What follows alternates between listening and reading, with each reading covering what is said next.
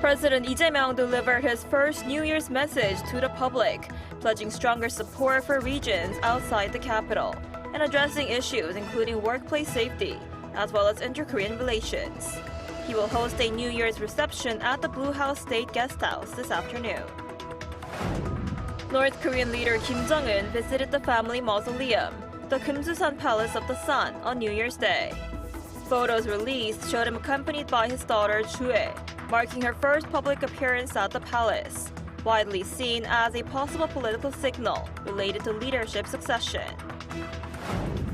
Around 40 people were killed and more than 100 others were injured after a fire ripped through a bar in a ski resort in southern Switzerland. Foreign nationals were also at the venue when the fire broke out during New Year's celebrations in the early hours of Thursday. Hello and thanks for joining us on Arirang News. We begin today with President Lee Jae-myung's New Year's message as he begins his first full year in office. Our top office correspondent Song Yoo-jin starts us off. A new year often begins with resolutions. For President Lee Jae-myung, it's making 2026 a year where the whole nation can enjoy the fruits of Korea's economic growth. 올 한 해를 붉은 말처럼 힘차게 달리는 해로 대한민국 대도약의 원년으로 만들겠습니다. 대도약을 통한 성장의 과실은 특정 소수가 독식하는 것이 아니라 모두가 함께 나눌 수 있도록 하겠습니다. President Lee began his New Year's address by thanking the public for helping restore stability after former President Yoon Suk-yeol's martial law declaration and subsequent impeachment. He says the country must now move faster, but with a shift in mindset. 불평등과 격차가 성장을 가로막고 경쟁과 갈등이 격화되는 이 악순환 속에서 자원의 집중과 기회의 편중은 이제 성장의 디딤돌이 아니라 걸림돌이 되고 있습니다. The president laid out 5 policy directions. First, more substantial and decisive support for regions away from the capital. 인재와 기술 양성을 위한 교육 투자, 삶의 질을 높여줄 광역 교통과 문화시설 투자, 여기에 관광 정책까지 하나로 잇는 집중 투자를 통해 지방주도 성장의 기반을 촘촘하게 실현해내겠습니다. Second, the president called for an environment where young entrepreneurs can take risks and innovate, allowing startups and SMEs to thrive alongside big companies. On social policy, Lee stressed the need for safer workplaces through tougher penalties, noting that South Korea has the highest industrial accident death rate in the OECD. Turning to culture, which he described as a pillar of national competitiveness, President Lee pledged stronger support not only for pop culture, but for fine arts. On diplomacy and security, the administration will work toward peaceful coexistence on the Korean peninsula. 페이스메이커로서 북미 대화를 적극 지원하고 남북 관계 복원을 거듭 모색할 것입니다. The president's resolve was evident at his first official engagement of the year, a traditional visit to the Seoul National Cemetery. In the guest book, he wrote, "We will embark on the first year of a great national leap forward toward a society where we can all live well together." Song Yoo-jin, Arirang News. And this afternoon, President Lee Jae-myung will host a New Year's reception at the Blue House. Key figures from the executive, legislative, and judicial branches, as well as representatives from business, labor, and religious circles, are expected to attend. They include the Prime Minister, the National Assembly Speaker, and the heads of the Supreme Court, the Constitutional Court, and the National Election Commission. Cabinet ministers and the leadership of the ruling Democratic Party will also be present. The main opposition People Power Party has decided not to attend, likely due to ongoing political tensions over the establishment of a special tribunal for insurrection charges and allegations of illegal lobbying involving senior DP politicians. Meanwhile, the Bank of Korea Governor Lee Chang-yong says the nation's economy in 2026 is expected to grow by 1.8%. But without the IT sector, that figure drops to just 1.4%. Lee made the comments during his New Year's address on Friday and referred to a K-shaped recovery, where the difference between recovering sectors and those lagging behind continues to grow. Regarding South Korea's currency, the governor addressed the won trading in the 1,400 range against the US dollar. He said the valuation is disconnected from economic fundamentals, attributing the weakness partly to massive overseas investments by domestic residents. He urged a comprehensive review of how capital outflows affect the local market.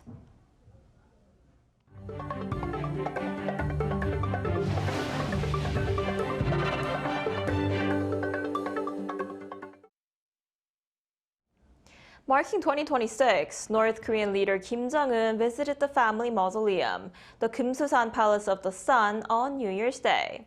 He was with his daughter Chue, who was making her very first public appearance at the palace.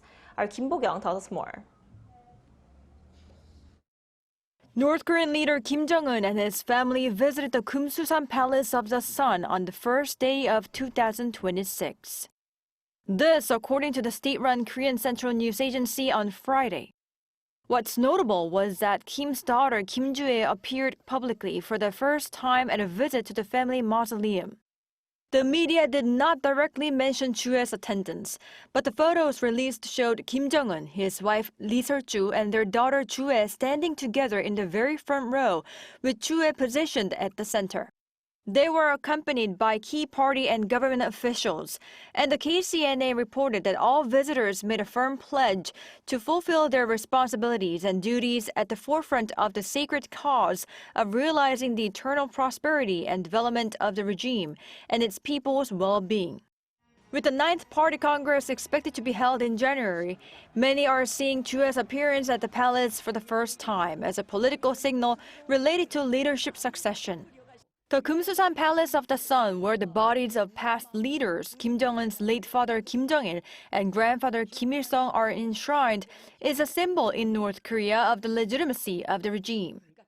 Since coming to power in 2012, Kim Jong-un has visited the palace on New Year's Day almost every year, but he skipped the visit in 2018 as well as in 2024 and 2025, making the visit alongside his daughter all the more surprising.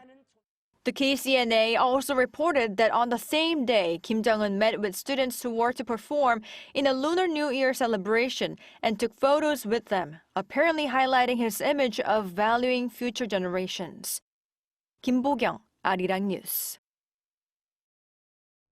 Seoul and Beijing's foreign ministers spoke on the phone on the final day of 2025 for high-level coordination on President Lee Jae-myung's state visit to China at the start of January.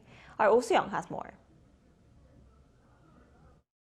South Korea and China's top diplomats held a phone call for concrete and substantive outcomes ahead of President Lee Jae-myung's state visit to Beijing.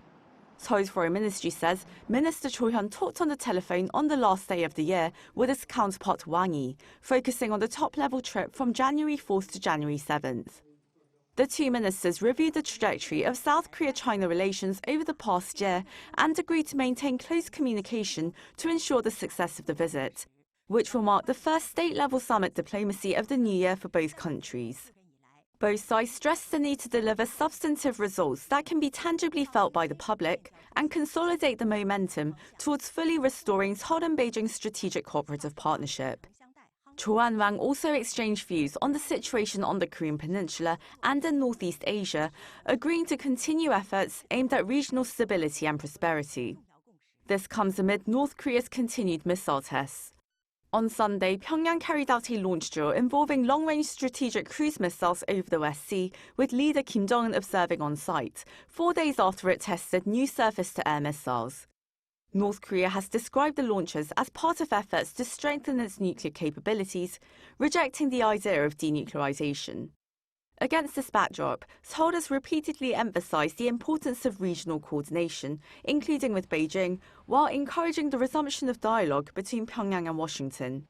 During his 4-day stay, the South Korean leader will hold a summit with President Xi Jinping, where security matters are likely to be raised. On top of that, South Korea's decision to pursue nuclear-powered submarines may be discussed. The two leaders are further expected to address economic relations following years of market uncertainty, following Beijing's unofficial sanctions on South Korean businesses and culture, after Seoul decided to adopt a US missile defense system against North Korea's growing capabilities. Yi and Xi last met in Gyeongju in November when the Chinese leader visited South Korea to attend the APEC leaders meeting. The upcoming talks in Beijing will mark their second summit in just over 2 months. Young, Arirang News.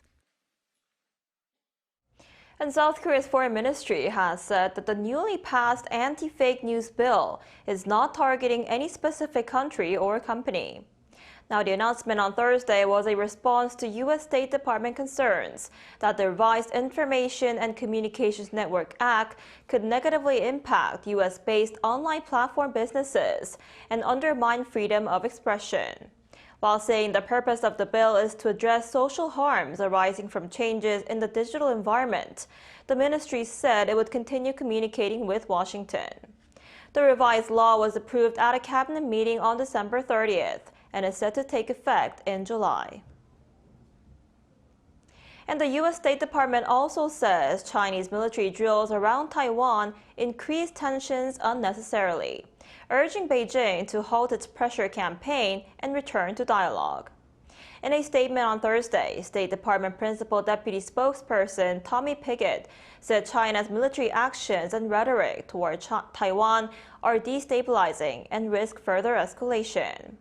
He stated that Washington supports peace and stability across the Taiwan Strait and opposes any unilateral attempt to alter the status quo by force or coercion.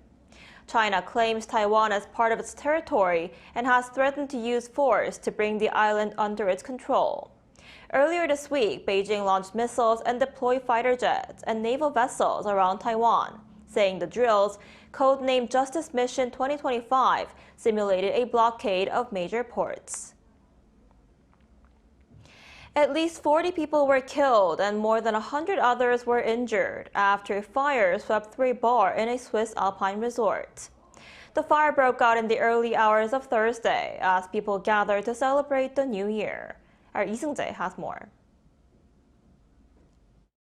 At least 40 people have been killed and more than 100 others injured after a devastating fire swept through a crowded New Year's Eve bar in the Swiss alpine resort town of Crans, Montana. The blaze broke out around 1:30 a.m. Thursday at a popular bar known as La Constellation, as large crowds gathered to celebrate the start of the new year. Police say the venue was packed at the time. Investigators are still working to determine the cause of the fire.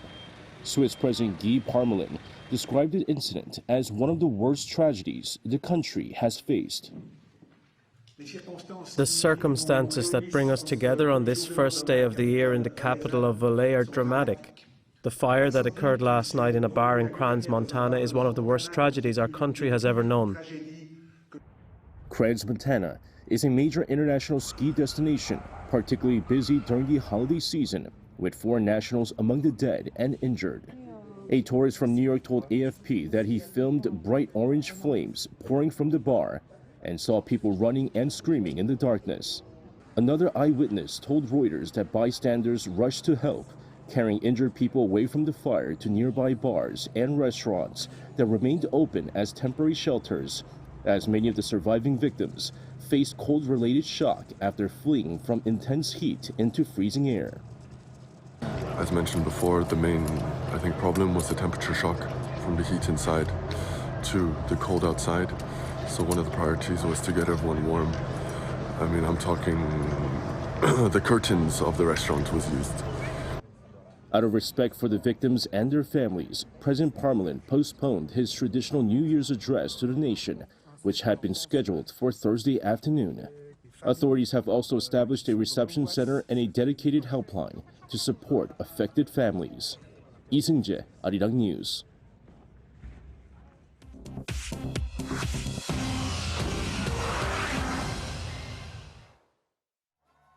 This is The World Now, bringing you everything you need to know from around the globe. Starting in the United States, where Zohran Mamdani took the oath of office as the first Muslim mayor of New York City. The 34-year-old Democratic Socialist is the city's youngest mayor in more than 100 years. He officially began his term with a midnight ceremony in a decommissioned subway station before a public inauguration on Thursday, led by Senator Bernie Sanders. Mamdani promised an audacious agenda focused on the working class, pledging free childcare and a rent freeze for 1 million households. While President Trump previously threatened to withhold federal funding, the two leaders held a cordial meeting in November last year, though deep policy disagreements remain. In Iran, protests over the country's struggling economy spread from Tehran to cities outside the capital on Thursday, and authorities reported at least 6 deaths among protesters and security forces. Demonstrators vented fury over record-high inflation and a plunging currency. Authorities confirmed the deaths of 5 protesters and 1 member of the Revolutionary Guard in the Lur ethnic regions. Iranian President Masoud Pezeshkian signaled a desire to negotiate, but the currency's drop to 1.4 million rials per dollar has left his government with few options.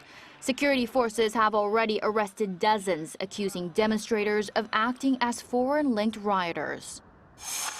Turning over to Amsterdam, a fire gutted the historic 19th century Vondelkerk church during a chaotic New Year's Eve in the Netherlands. High winds fanned the flames, causing the landmark's 50-meter tower to collapse while residents fled nearby homes. Beyond the blaze, accidents involving fireworks killed 2 people and seriously injured 3 others across the country. Police reported unprecedented violence and faced attacks with petrol bombs and fireworks being used in multiple cities. A nationwide ban on consumer fireworks takes effect in the Netherlands in 2026. Investing legend Warren Buffett officially stepped down on Wednesday as CEO of Berkshire Hathaway. The 95-year-old Oracle of Omaha leaves behind a staggering cumulative return of 6.1 million% since taking control in 1965. While he remains chairman of Berkshire, handpicked successor Greg Abel now takes the helm of the multi-billion-dollar conglomerate. Buffett's departure concludes an era for global finance defined by his unwavering belief in the American economy and his strict ethical newspaper test for business conduct. As he departs, Warren Buffett leaves investors with his most famous quote, "Be fearful when others are greedy, and greedy when others are fearful." Chu Ji-hyun, Arirang News.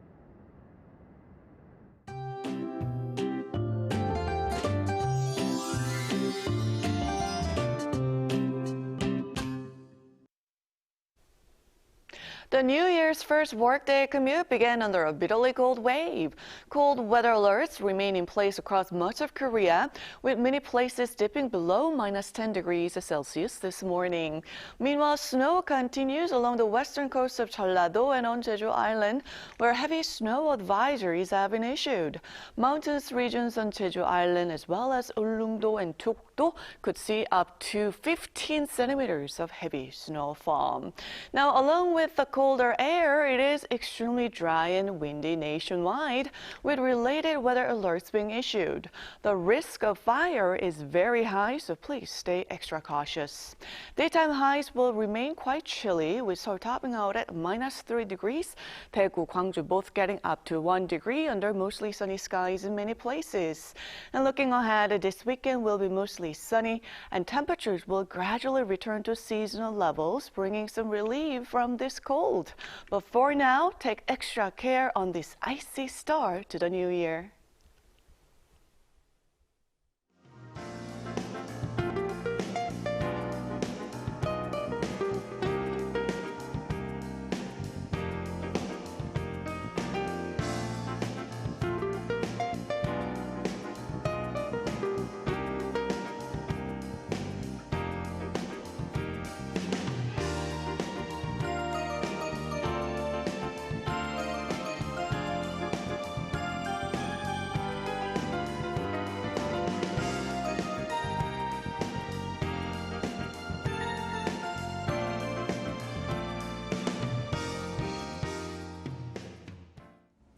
That's all we have for today's noon edition of Arirang News. Thank you for watching. We'll be back at 5 p.m. Korea time. Stay tuned.